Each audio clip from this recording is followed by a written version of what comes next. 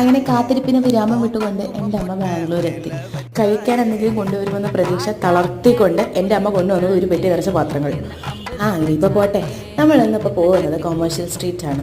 നമുക്ക് ഇവിടുത്തെ പരിചയമായിട്ട് വരുന്നതേ ഉള്ളൂ. അതുകൊണ്ട് തന്നെ നമ്മൾ ആദ്യം കയറി ചെല്ലുന്നത് കൊമേഴ്ഷ്യൽ സ്ട്രീറ്റിലാണ്. അവിടെ പോയപ്പോൾ പിന്നെ നമുക്ക് കോൺ വേണം, ഐസ് ഗോള വേണം, എന്തൊക്കെയോ കഴിച്ചു. കുറച്ച് നേരമേ തെണ്ടി തിരിയാൻ പറ്റുകയുള്ളൂ. അമ്മയ്ക്ക് വയ്യാത്തത് കൊണ്ട് തന്നെ നമുക്ക് കുറച്ച് നേരം നിൽക്കാൻ പറ്റത്തുള്ളൂ എന്നുള്ളൊരു ബോധം എനിക്കുണ്ടായിരുന്നു. പക്ഷെ എൻ്റെ അമ്മയ്ക്കില്ലായിരുന്നു.